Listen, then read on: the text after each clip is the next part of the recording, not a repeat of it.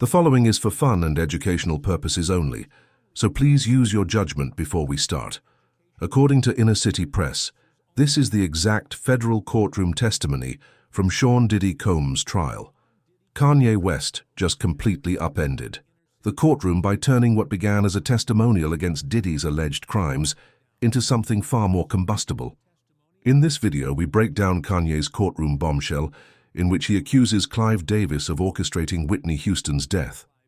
The judge was shocked, the prosecution was at a loss for words, and the gallery remained silent. Kanye claims that everything we believed we knew about Whitney's tragic end was a cover-up. The proof for his startling accusations, why Kanye claims that Clive is the true puppet master of the music industry's deepest secrets, and the uncanny timing of his pre-Grammy party Kanye West entered, dressed in a muted grey suit and shades, escorted by security. He was there to testify against Sean Diddy Combs in a high-profile trial already engulfed in scandal. And the courthouse was filled with cameras outside, buzzing like hornets, attempting to get a look of him. Everyone anticipated a spectacle, but nobody anticipated the seismic shift that Kanye would bring about. As he entered the courtroom and sat down, silence descended upon the room. This was not just another witness. This was Kanye West, one of the most prominent and contentious figures in the music business, with a lot to say, possibly too much. And at first, his testimony fit expectations. The tone of Kanye's testimony took a drastic turn when the prosecution asked him a straightforward question about whether he thought Diddy was acting alone in these operations. Kanye started off by talking about his early experiences with Diddy, mentioning industry parties' joint projects and what he described as deeply troubling behavior. He talked about Diddy's manipulation of young artists and made references to secret gatherings in undisclosed locations where people lost themselves. Then you need to know that this ain't just about Diddy. It's bigger, much bigger. This goes back to Whitney Houston. This goes back to Clive Davis, Kanye said, taking off his sunglasses and addressing the jury directly. Kanye wasn't just testifying anymore. He was detonating a bomb. He pointed across the courtroom and said, "Y'all keep asking about Diddy like he's the top. He ain't. He's just a puppet. The real puppet master is Clive Davis." Gasps reverberated throughout the courtroom, even as the judge sat back in shock. Attorneys on both sides appeared perplexed and alarmed. Diddy's legal team raised a barrage of objections in the courtroom, but Kanye persisted, raising his voice and becoming more passionate as he mentioned the 2012 Grammy weekend.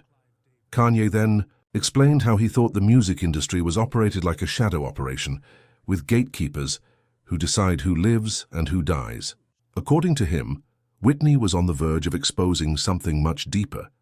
She knew too much. She was breaking out, and when you break out, they put you down, he said, referring to her sudden death and the now famous Clive Davis Grammy party that continued just floors below her lifeless body.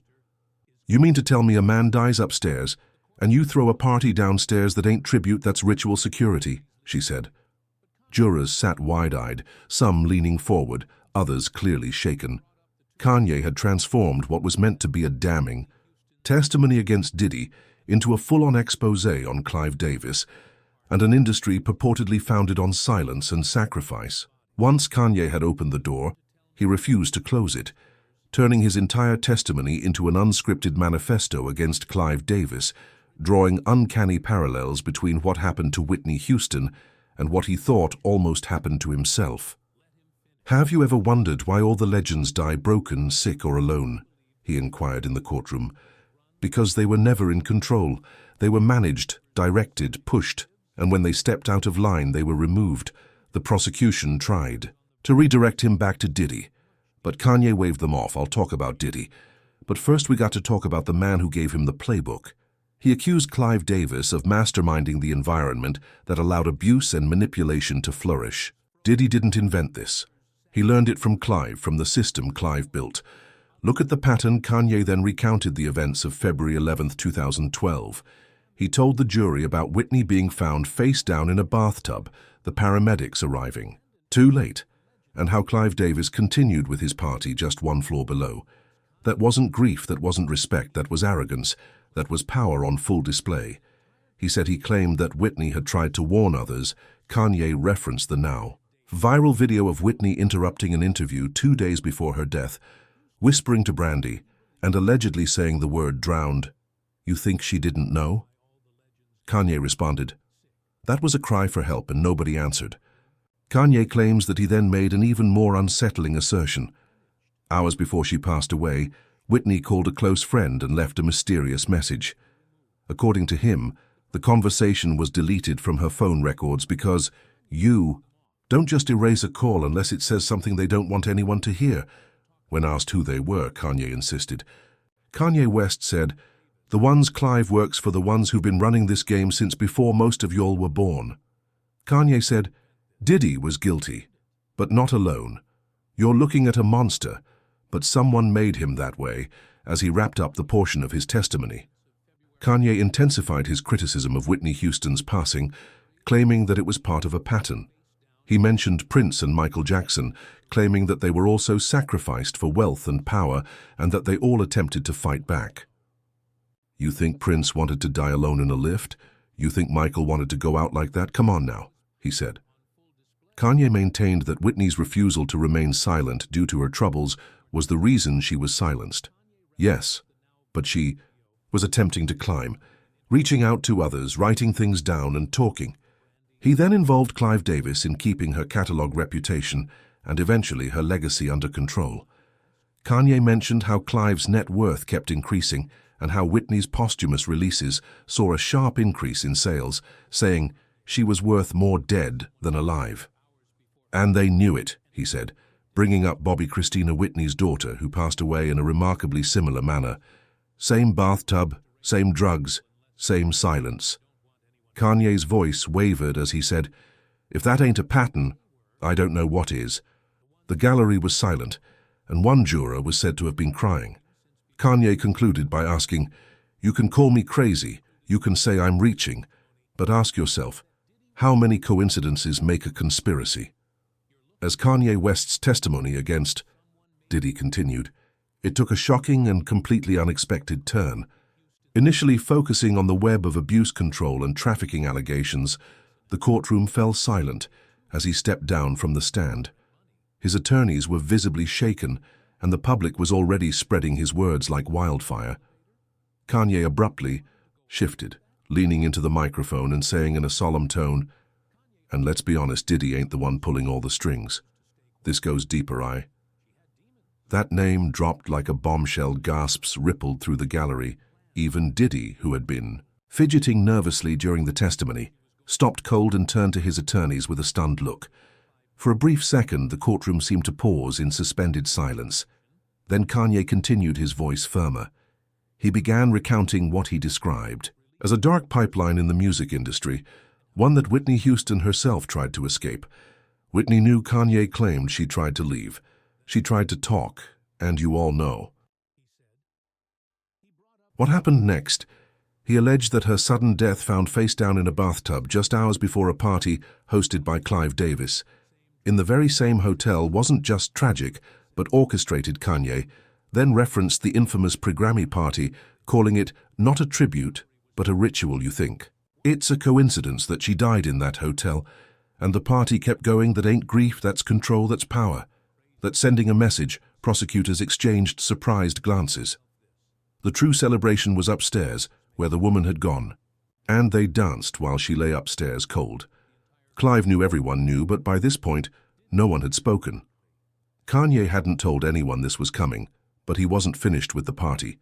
Diddy was clearly shocked, but not by Kanye's charges against him. Rather, it was the change in direction that startled him. Kanye made it apparent that there was a larger fish in the background, and the one he saw was defense lawyers for Clive Davis objected, attempting to redirect the testimony back to Diddy. But the judge let Kanye finish, because his remarks about the industry's culture of intimidation were a major subject in the case. "You want to know why I don't end up like Michael Jackson, like Whitney, because I stopped playing their game?" Kanye asked, gazing across the courtroom. After pausing, he spoke the most terrifying thing of the day. "Clive Davis is an architect, not a mentor, and his blueprints are made of silence and bathtubs." After Kanye's shocking assertion, In order to confirm or refute Kanye's claim that Whitney Houston's death wasn't an accident, court officials played back a number of documentary clips and eyewitness accounts about the night of her death. The jury remained silent as security footage revealed a chaotic sequence of events at the Beverly Hilton, where her assistant discovered her body at 3:30 p.m. and Whitney Houston was formally declared dead by 3:55 p.m. But what stood out the pie most was the atmosphere that followed Whitney's passing. Even though Clive Davis's pre-Grammy celebration went well, was more important than the timeline. Ahead of schedule hours later, a number of witnesses, including hotel employees and security personnel, stated that her body was still in the upstairs room while celebrities danced, posed for pictures, and raised champagne in the same hotel. Some guests stated they were shocked the celebration wasn't cancelled when they learnt of her passing, while others said they didn't even know it until the next morning. A longtime friend of Whitney told the court that she would never have wanted the show to continue because it wasn't her, but rather them. When asked who they were, she replied simply that they were the people who profited from her, whether she was still alive or not. The courtroom then played clips from the notorious interview in which Whitney interrupts Clive's media appearance with Brandy and Monica.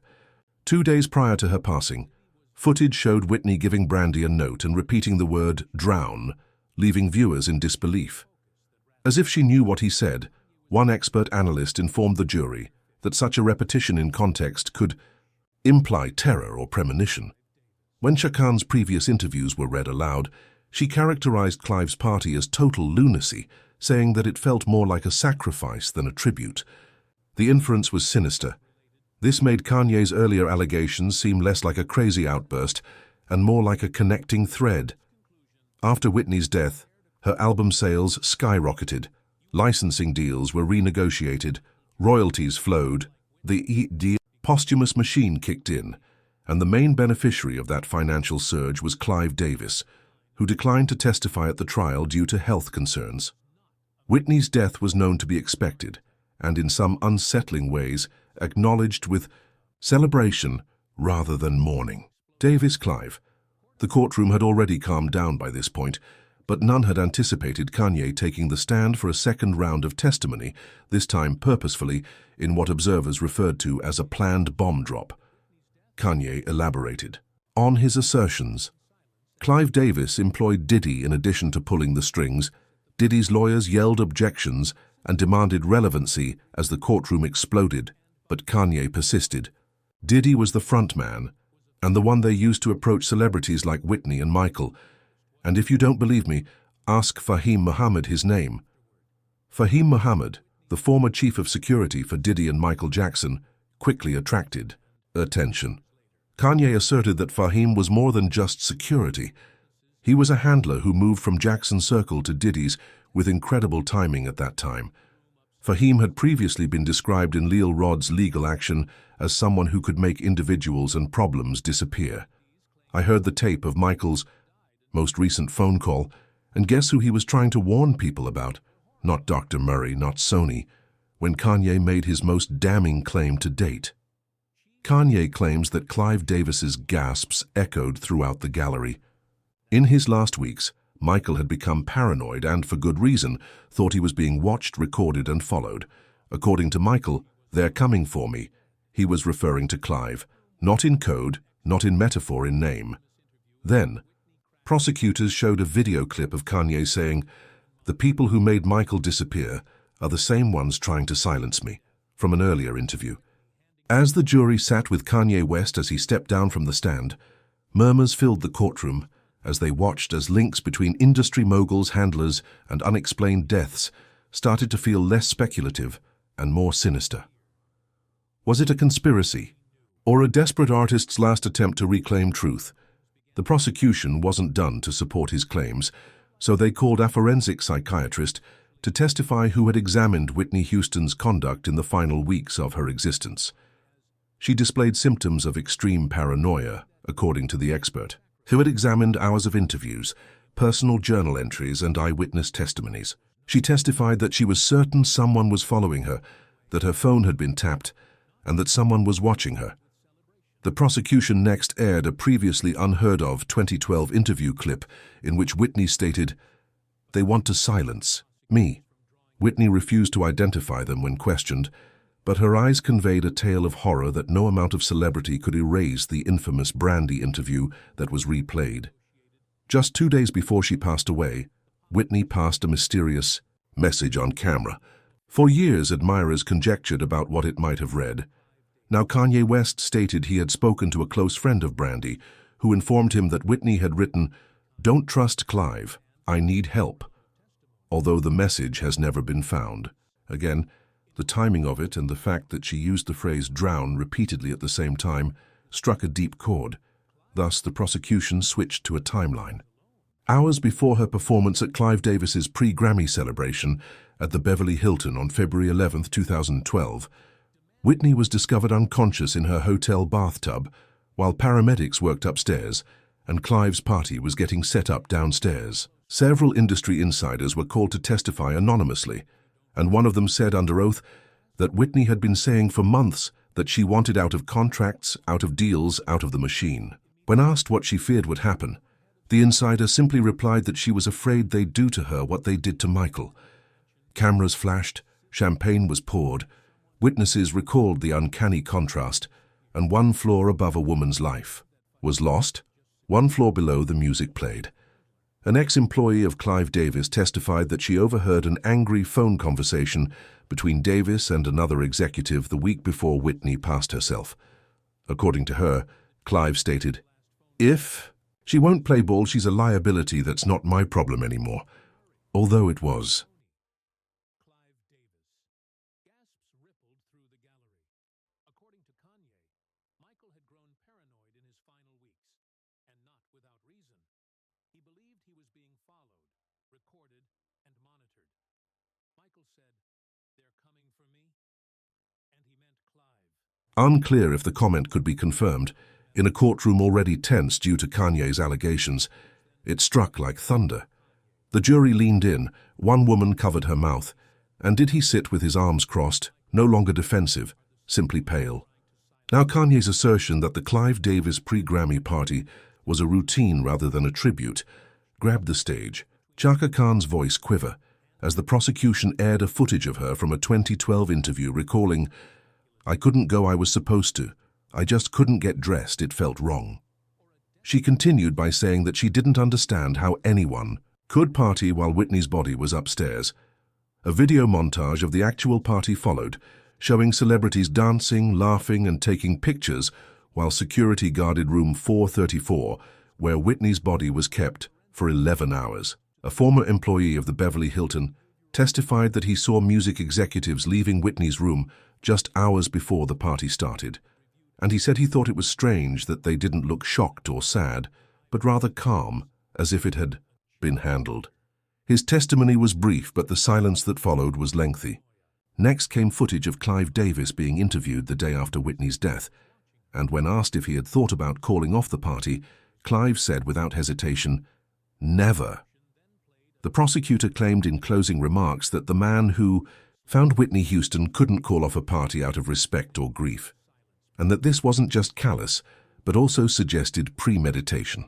Then came financial records, whose albums returned to the Billboard Top 10 within 24 hours of Whitney's passing, saw a 1,000% increase in sales, and the licensing rights skyrocketed, making them the main beneficiary of this windfall.